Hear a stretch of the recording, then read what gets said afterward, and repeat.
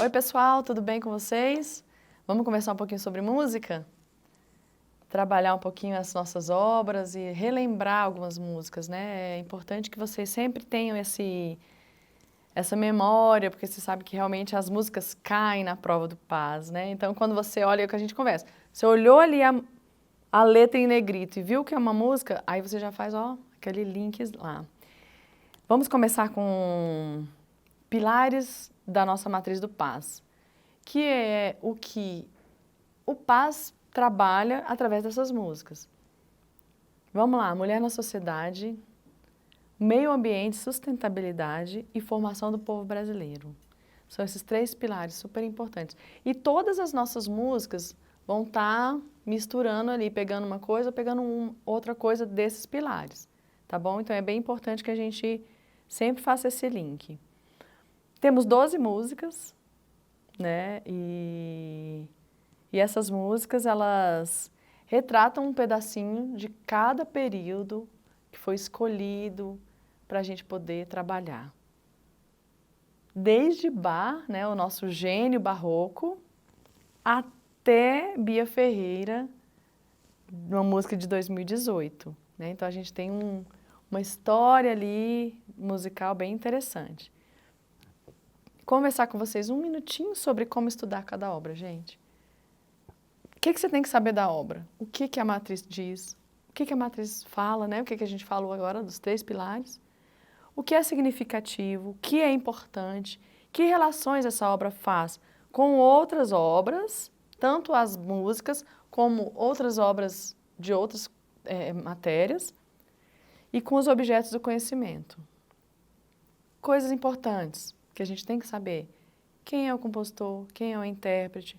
O período da música e qual é o estilo dela. Lembrando que às vezes a música não tem um estilo definido, mas não tem problema, é importante você saber as características dela. O tema, né, sobre o que a obra fala, e as características musicais.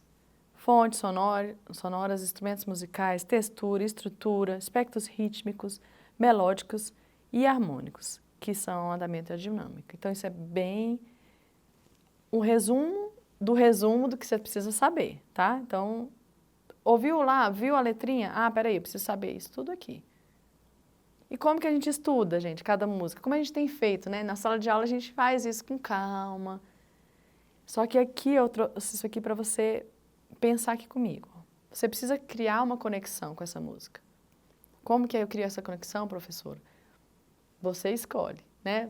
Eu ouvi essa música, eu estava lá, não sei onde. A professora passou, eu estava num dia meio assim. Quando a gente conversou, ela é uma música dançante. Nossa, eu curti, eu quis dançar. Ah, não, gente, eu fiquei até meio deprê, fiquei pensando, né? Então, assim, você tem que fazer essas conexões. Experiência direta, real e significativa. Essa é a sua experiência pessoal. Você precisa ouvir essa música, você precisa escutar. É o que eu falo. Ouvir, todo mundo ouve. Escutar é diferente. Por que é diferente, professora? Porque o escutar é muito pessoal. É uma coisa muito individual. Eu ouvi, aquilo me deu um sentimento. O colega ouviu, outro sentimento. Sua mãe ouviu, outro sentimento. Lógico que pode ter coisas parecidas, mas tem muitas coisas que são muito individuais, tá?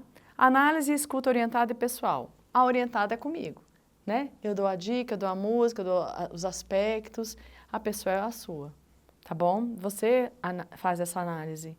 A obra precisa contar uma história. Ah, peraí. Ah, tá, foi lá no Barroco, no Renascimento, não sei onde, o Ney Matogrosso, né? Então você vai pegando as músicas ali, opa, peraí, ela conta a história de não sei o quem, fala sobre não sei o que lá, tá bom? E você, pessoalmente, precisa lembrar dessa história, com os seus detalhes dessa história, tá bom? Vamos começar com o nosso gênio, para mim, né, e vocês já sabem disso, para mim é o grande gênio da música, né, o Johann Sebastian Bach e o Crab Canon. Gente, essa obra é tão importante porque ela quebra o paradigma do barroco ali, não as características principais do barroco não, né, gente, que é essa coisa do contraponto, do cânone, dos detalhes musicais, né? Que tem muita música ali, você fica, né? Muita nota musical, você fica até um pouco perdido, até você entender como que funciona a música, mas por que que ele quebra, gente? Foi uma obra musical ofertada, oferecida ao rei Frederico II da Prússia em 1747. Lembra, foi uma brincadeira que o Frederico fez, falou assim, bah, eu vou te dar esse tema aqui, eu queria que você fizesse alguma coisa com ele. O Bach, que não é gênio à toa, fez uma obra chamada Oferta, Oferenda Musical, com várias partes. E olha só, gente, vocês se lembram quando a gente ouviu essa música? Ela é um cânone retrógrado. O que é isso, gente? Uma voz imita a outra voz. Só que o mais louco de tudo isso é que é uma imitação contrapontística, né? Cada um vai entrando e vai fazendo.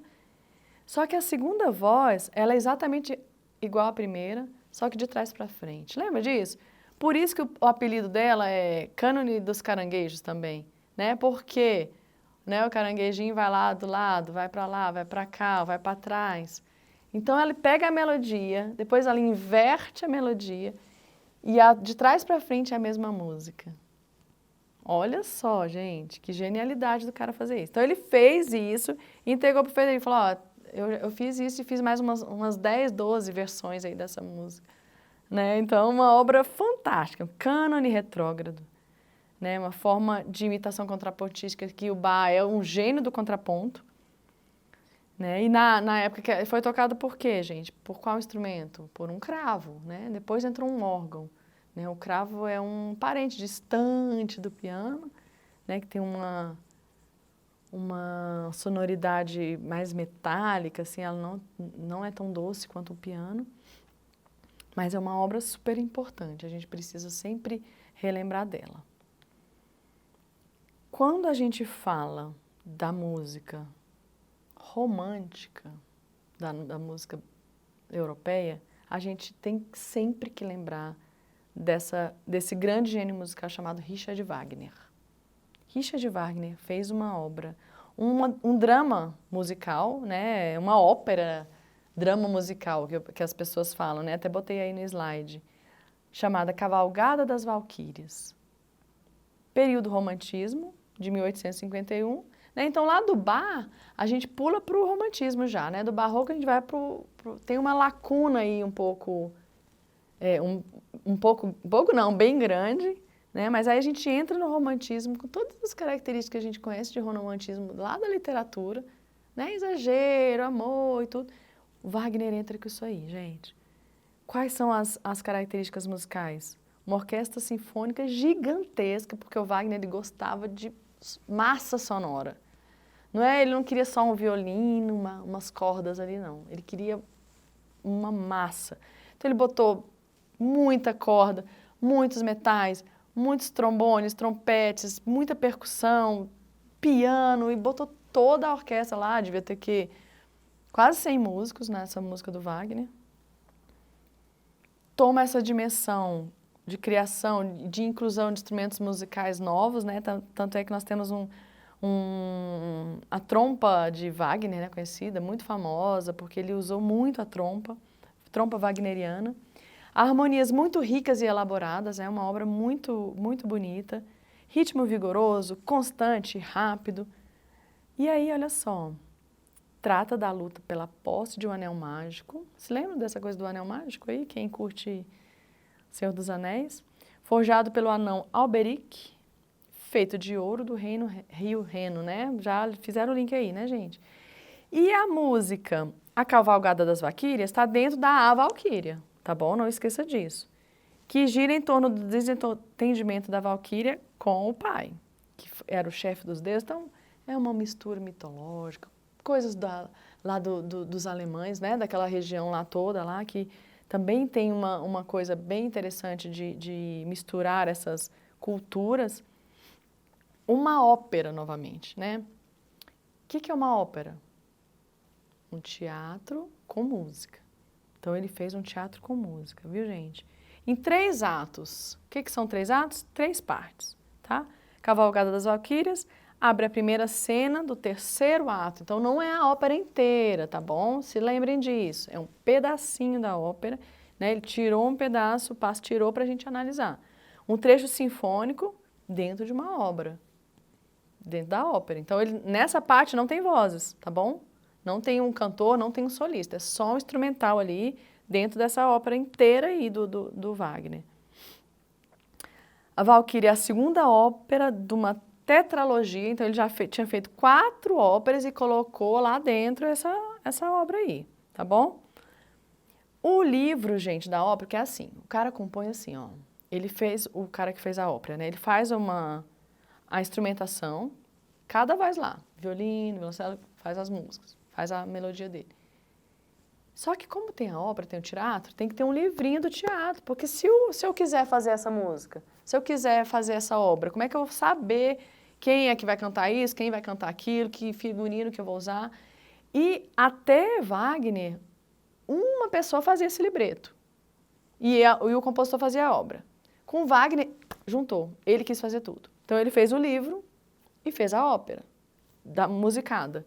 Então o cara...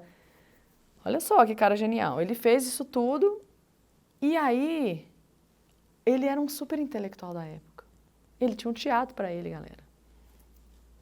Ele fazia as coisas dele no teatro dele, né? Então pensa, olha só que fantástico, não é não?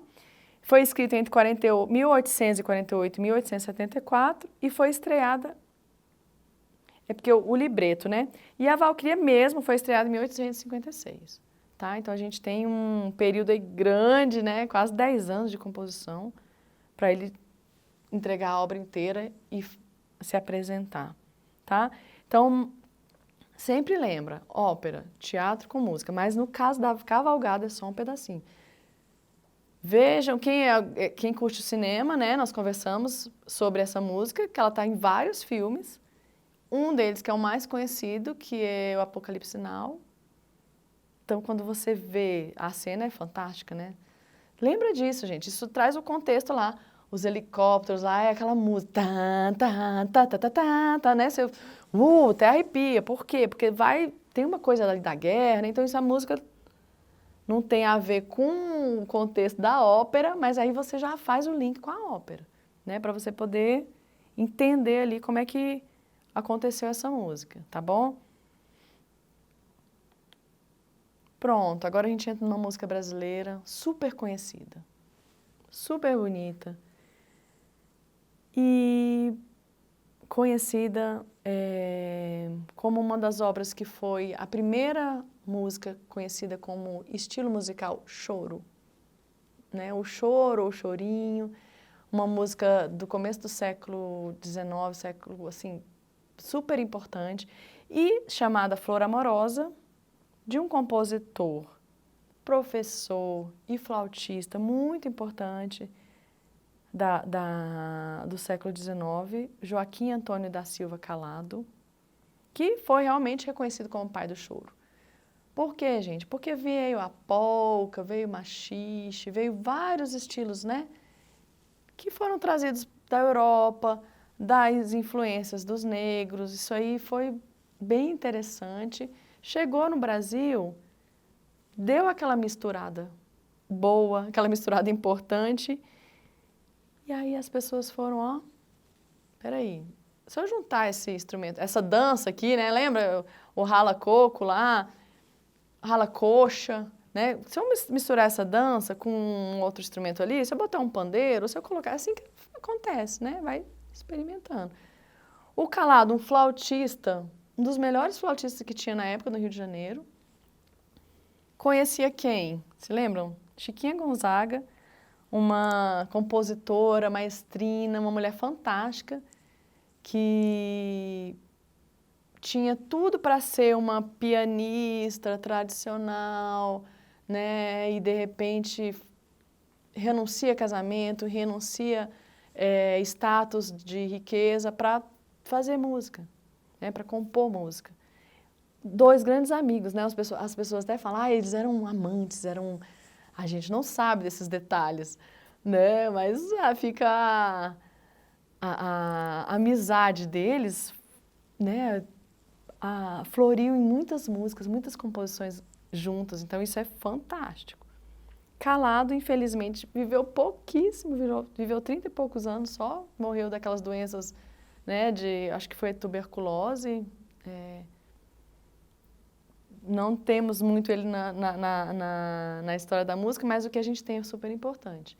Ele foi professor também de flauta transversal, então ele criou essa obra só para flauta transversal, tá? Solo, flauta transversal, né? Que você já sabe que é a flauta que toca de lado. Uma música bem marcada, o ritmo, compasso binário, né? O que é compasso binário? Bi, 2, 1, 2, 1. Lembram? Então, vai lembrando aí. Ritmo, a melodia tocada só por eles, mas aí o que acontece? Quando o grupo do choro, o que é os chorões ali? Aí eles vão incluir outros instrumentos. Né? Então, o que nós temos ali? Pandeiro, violão 7 cordas, violão tradicional, instrumentos, às vezes um outro instrumento de batida, de percussão. E no caso aqui a gente tem o cavaquinho, que também me acompanha, né? Então, ele fez para flauta, mas ele já abriu para os outros instrumentos do grupo tradicional de choro, que é isso. Flauta transversal, violão 7 cordas e cavaquinho. E depois entrou o pandeiro, tá bom? A música não tem voz, só instrumental. Depois que ela ganhou uma voz, né, no século XX, do poeta Catulo da Paixão Cearense, letrou, né, que a gente fala, ele letrou, ele botou a letra depois, tá bom? Qual que é a característica mais importante do choro, gente? Improvisação, repetição. O cara que toca choro, né, ele não pode tocar o básico. Ele tem que tocar, de verdade. Então, chega uma hora lá que, ó, só o violão que vai fazer o solo, só a flauta que vai fazer o solo, de acordo com a tonalidade ali da música que está rolando, tá? A harmonia é simples, melodia também, mas é uma forma característica do choro, né? Choro nunca foi uma música de dançar, tá? Se lembrem sempre disso. Depois veio o samba, que aí quebrou isso aí. Mas o choro é uma roda. O pessoal tocar, se divertir, improvisar. Ele é voltado para isso aí. Beleza? Aí a gente entra numa música que também é brasileira, só que de orquestra. Que música que é, gente? Reisado do Pastoreiro. Um batuque. Quando você ouve batuque, o que você pensa? Ritmo, né? Batuque, ritmado. Dança de negros, aí que você, né? Dança de negros é dança mesmo. Compositor Lorenzo Fernandes, brasileiro, filhos de espanhóis. Uma obra de cunho bem nacionalista, quando você não tem como você ouvir essa música e ficar parado. Nem que seja o dedinho do pé, você bate, porque é uma música muito ritmada, muito ritmada. E, assim, é uma obra grande, né, gente? São 3 movimentos, 3 danças. A primeira se chama reisado, a segunda toada e a terceira batuque. Qual que é o passo pediu? Batuque, que é essa que a gente está falando aqui agora, que é a dança dos negros. Esse movimento, um movimento bem importante com ritmos brasileiros.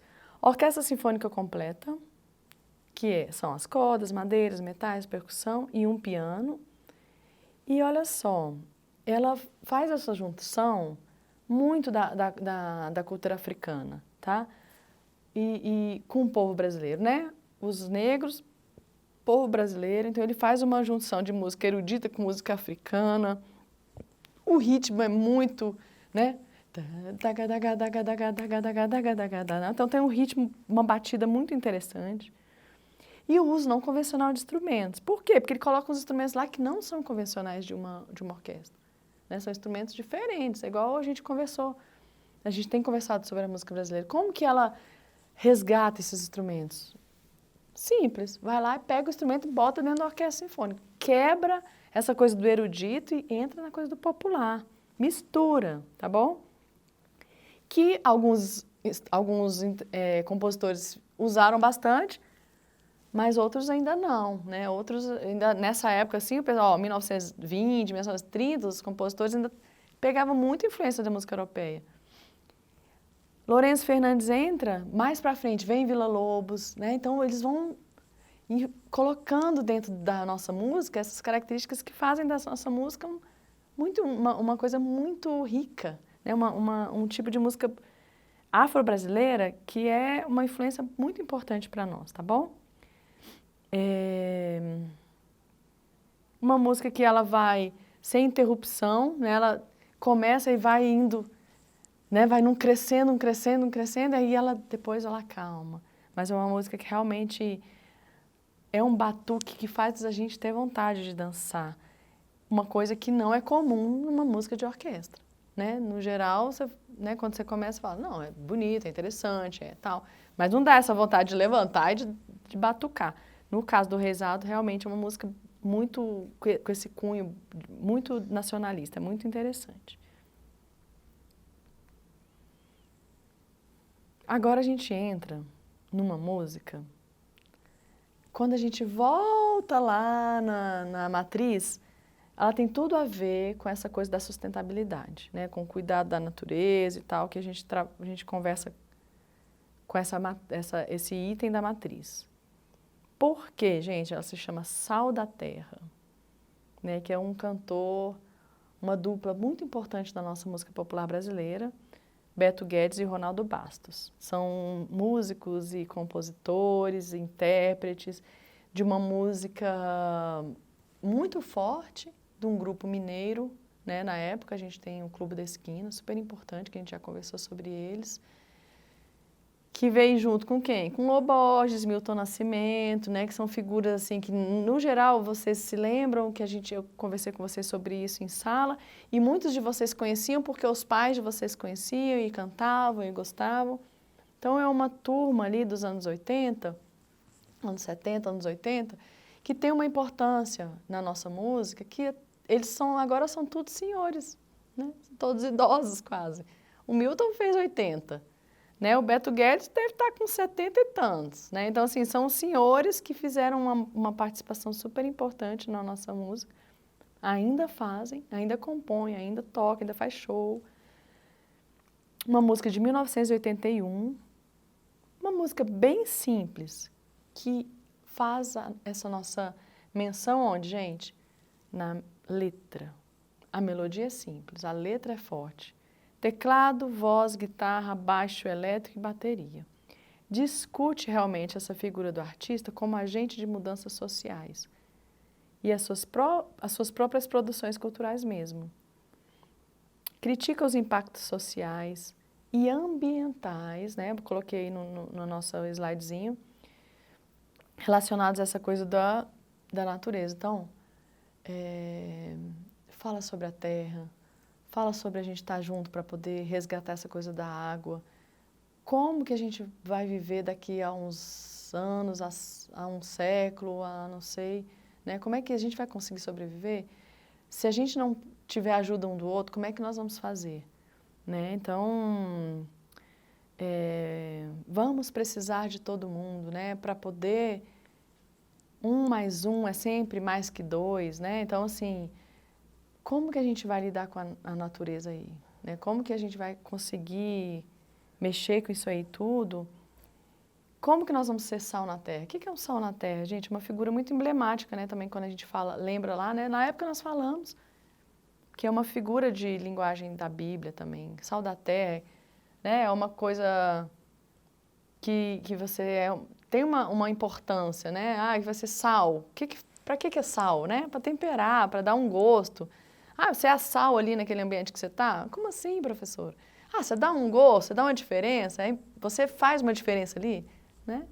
Então, o sal na terra ali, ele já pensa nisso aí também, né? Você ser uma pessoa que está trabalhando em prol do outro, cuidando da terra, do outro, né? Dos animais, e aí tem essa temática super importante do cuidado com o outro e com toda a terra. Beto Guedes, super importante para a gente ir nesse contexto todo. Aí, vamos falar de uma música de outro senhor, né? De outro senhor de idade agora, que também, né, continua criando, compondo, fazendo. E nesse caso ele foi um intérprete dessa obra, né? O Ney Matogrosso, cantando Inclassificáveis. De quem que é a obra, pessoal? Do Arnaldo Antunes, lembra aquele cara que tem aquela voz bem grossona, grave, e de repente o Ney Matogrosso fala, opa, vou cantar essa música. O que que fala essa música, gente? Diversidade e formação do povo brasileiro. Somos o que somos, somos o que somos, inclassificáveis, inclassificáveis, né? Lembram? Aí ele fala, não é preto, não é branco, né? Ele vai falando, é uma letra enorme, né? A gente conversou sobre ela.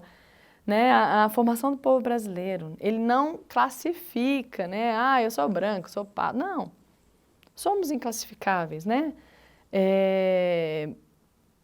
Indígenas, europeus, né? Tem essa coisa toda do africano.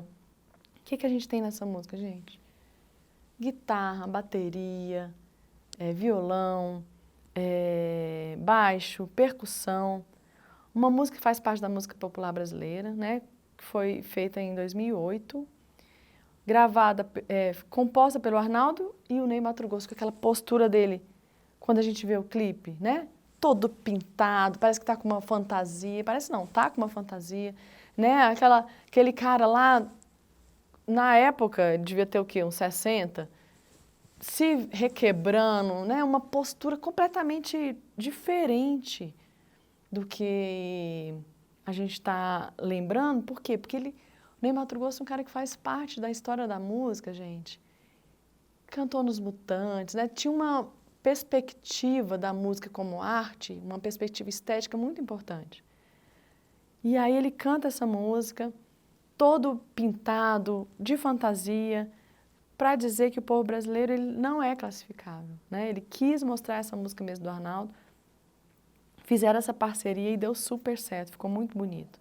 Que fala realmente da diversidade do povo brasileiro, tá bom? Mais um senhor, gente. Tribunal do Facebook. Quem é esse senhor? Tom Zé.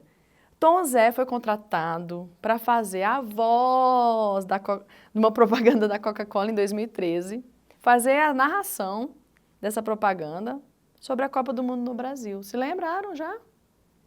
Pois é. O que aconteceu, gente? Foi criticado, detonado por todos os fãs dele, pela galera do Facebook, o pessoal que curtia ele, falou, meu Deus, Tom Zé, você é louco, como é que você faz uma propaganda Coca-Cola? Você é um cara engajado, né, marginal da música, que vira, né, como assim? Gente, isso serviu para ele fazer uma obra com várias músicas, um EP, né, que a gente fala, que é aquele CD pequeno, com várias músicas, com vários convidados. E para falar desse contexto crítico, né, do que é isso? Como é que é criticar, né? Ó, olha só quem compôs essa música. Marcelo Segreto, Gustavo Galo, Tata Aeroplano e, ó, Emicida. Emicida vocês vão encontrar com ele lá. Vocês encontraram com ele lá no primeiro ano, lembram? Pois é. E quem que interpretou? O Tom Zé, né, como a voz mesmo. O Terno, Filarmônica de Passágada, Trupe Chá de Boldo. Olha só, gente, tudo gente fora da mídia. Você não ouve isso aqui na rádio ali, não é? Tata, Aeroplano e Emicida. Gente, qual é o estilo? Mistura. Você não vem me querer uma definição aqui, não. Mistura de diversos gêneros musicais. Principalmente, lembrando do tropicalismo, né, que a gente tem que sempre, que é uma estética dos anos 60. Tom Zé foi um cara importantíssimo no tropicalismo e em vários contextos, tá bom? Então, pessoal, as influências musicais dessa música, samba, coco, rock, né, o iê, iê, iê da época dos anos 60 e o rap. A rede social como espaço de julgamento e crítica. Você pode ser músico? Pode ser criticado? Pode, mas a gente precisa sempre ter cuidado com esses julgamentos, né?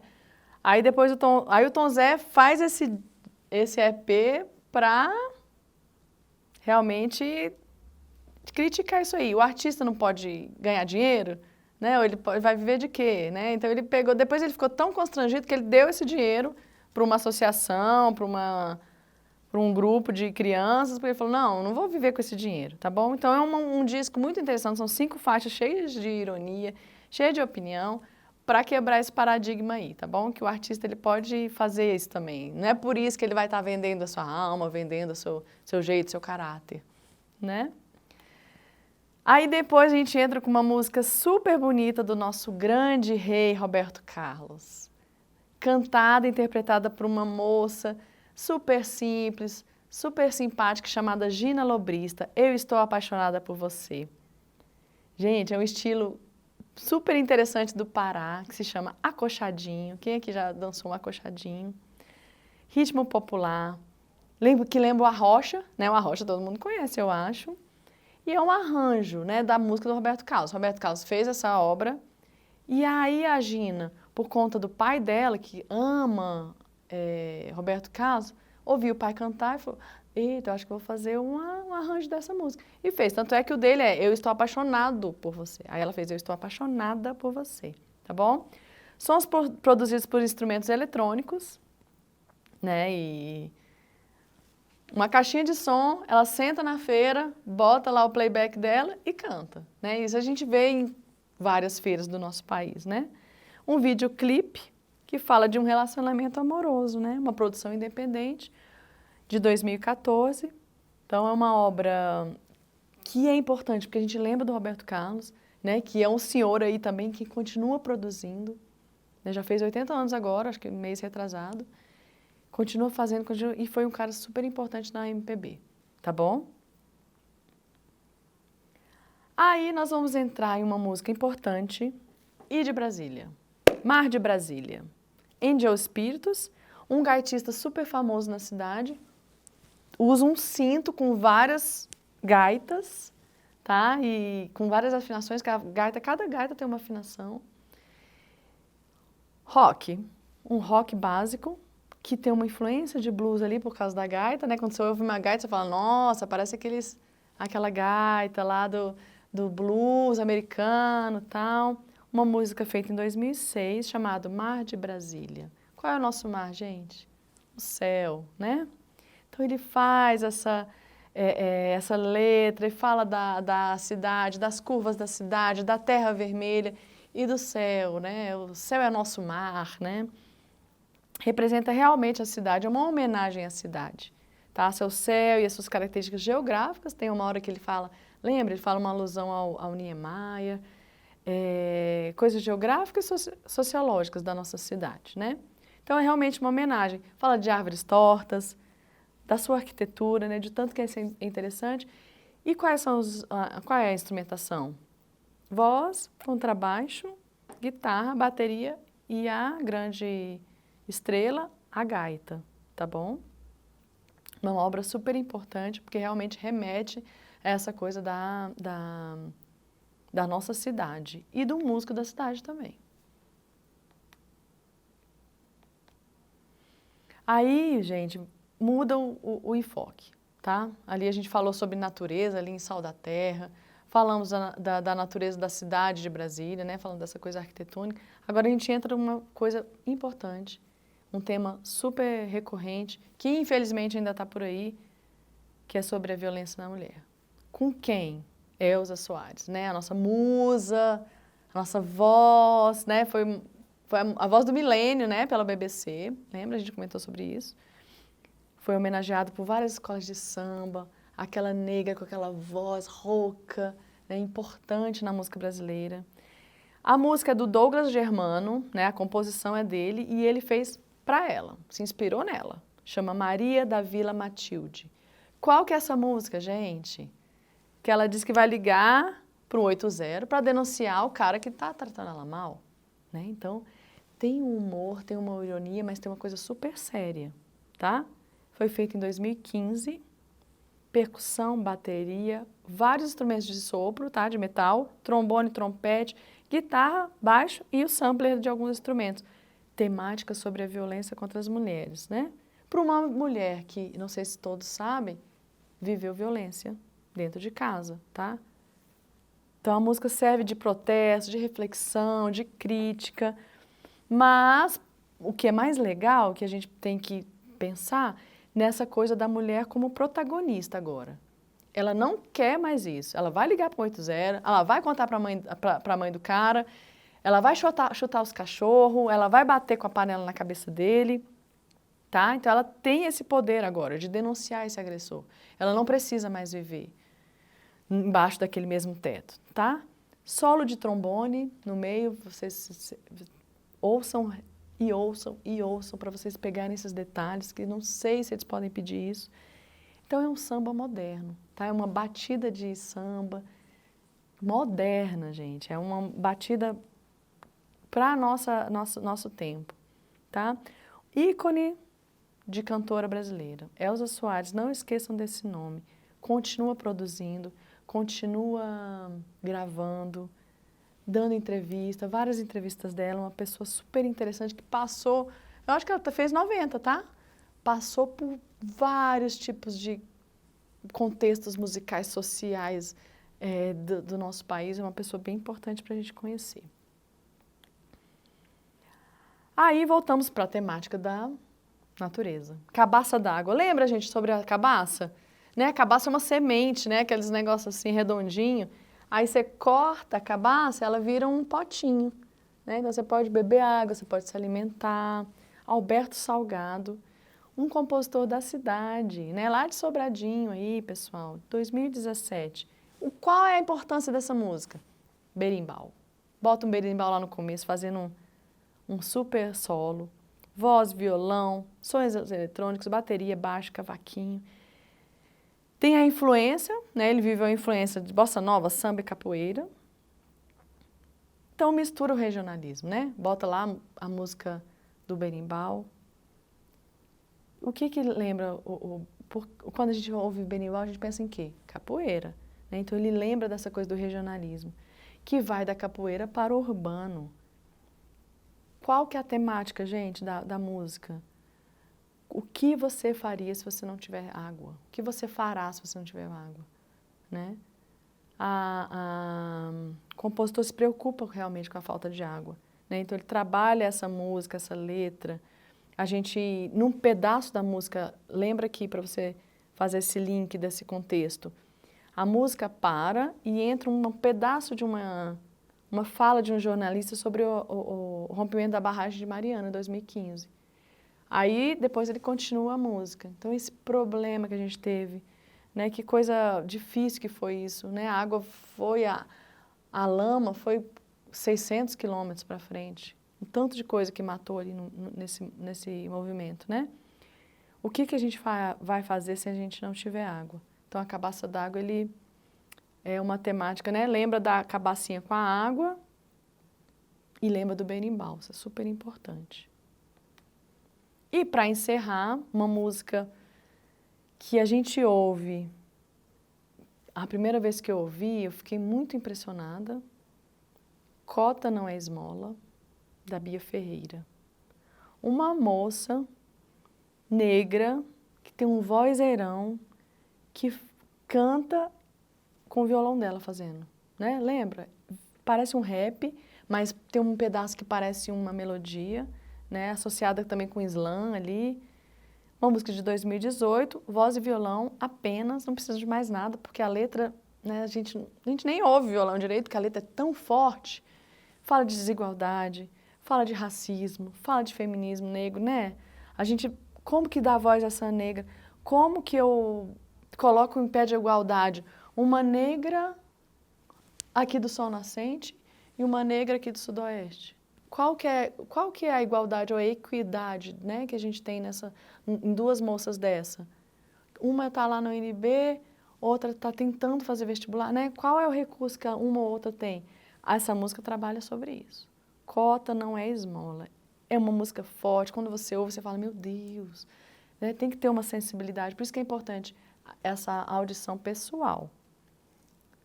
É um single, por quê? O que é um single? É uma obra que ela lançou e estourou, porque a música foi muito forte na época, né? Tava a discussão mesmo dessa coisa da cota, então é uma música muito importante. Não se esqueçam da Bia Ferreira. Pessoal, então a gente conversamos um pouco sobre essas obras, eu espero que vocês tenham se lembrado e com isso vocês possam fazer uma prova maravilhosa, gabaritar essa prova do PAS, pessoal de artes, a gente sempre está feliz quando vocês se dão bem nas provas, porque isso quer dizer que a gente conseguiu chegar em vocês, tá bom? Tudo de bom para vocês, tchau, tchau!